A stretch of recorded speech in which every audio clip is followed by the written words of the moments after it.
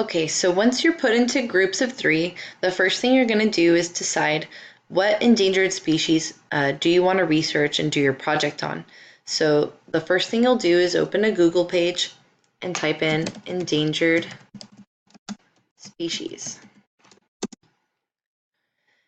And a lot of different pages come up.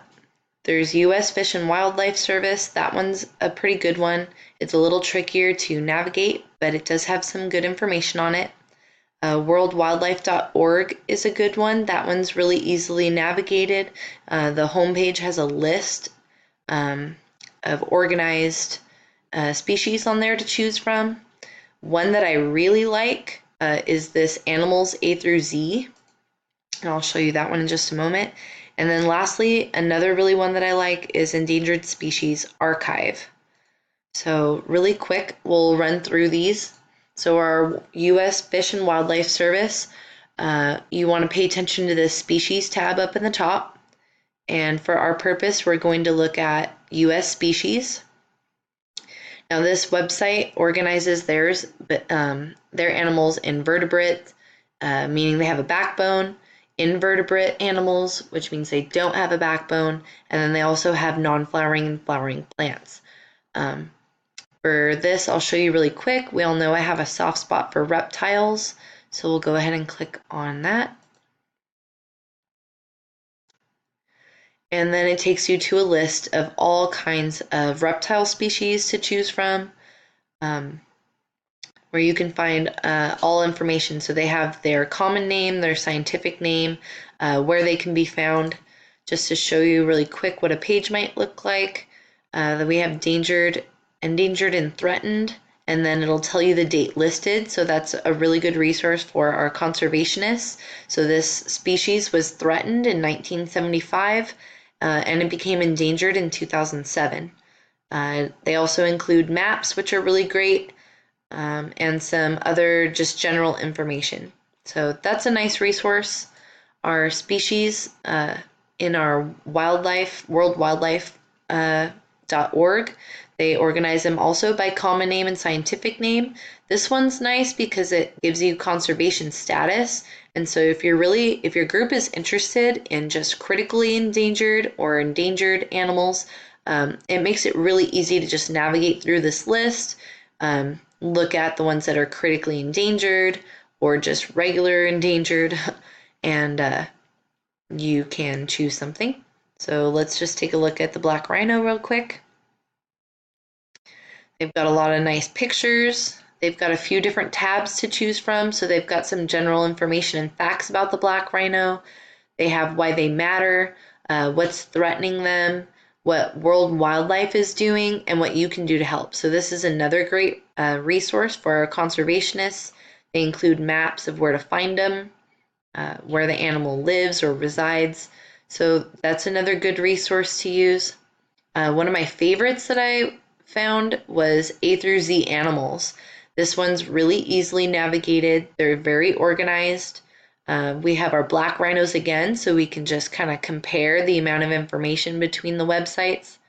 Black rhinoceros, a few more pictures, get an idea of where they live, what they look like. They have a lot of information. This map looks a little bit better. They show the actual regions within Africa where you can find them. And then there's also rhinoceros facts. So this is great for our zoologists. They have the type of animal, how big they get, how much they weigh, how fast they can run, how long they live, their type of lifestyle, whether they live in herds or they're solitary, some general information about their color and skin type, things like that. So this was a really, really great resource to use. There you have printable pages and things like that. So that's a great one.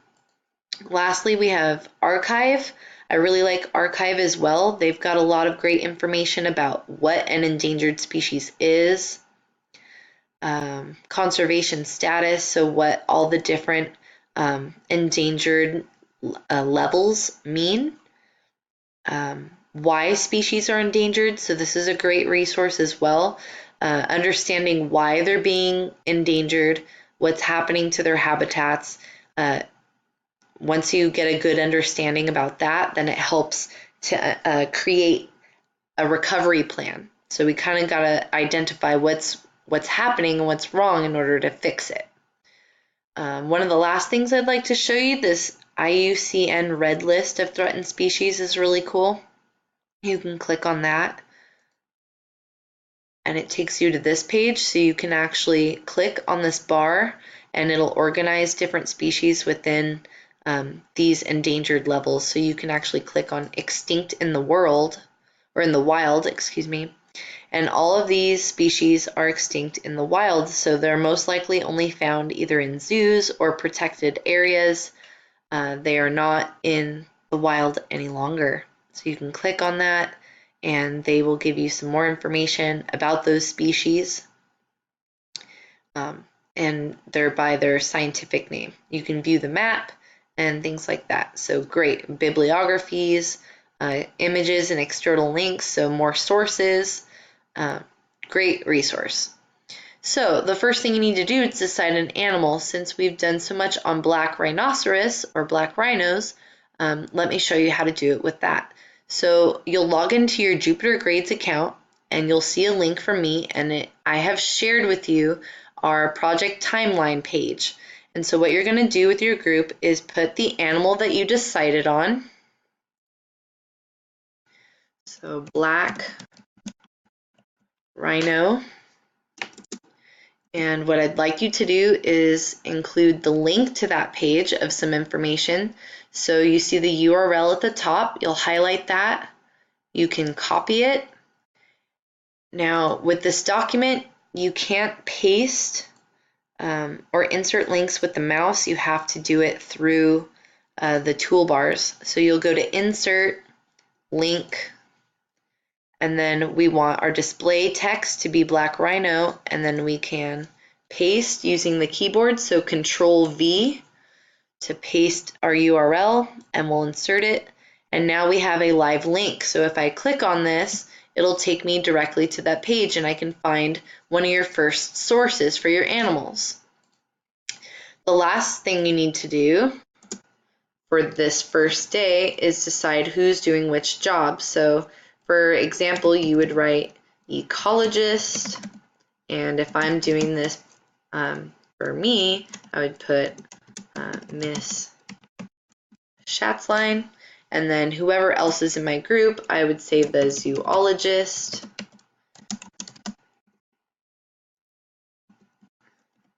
just is that person, and then our conservationist is that person, and I would include their names. Later in another video, I will show you how to put your link to your shareable documents, and there's a very specific way I want you guys to share that. You want to make sure you don't give anyone permission to edit your notes. So you want to make sure that you only share by view only. So when you do that, you need to click on the permissions and then uncheck allow editing. So now when you share, they can only view, they can't edit your work. So that is one way you're going to do that, and you're going to use an online Word document very similar to this for your notes.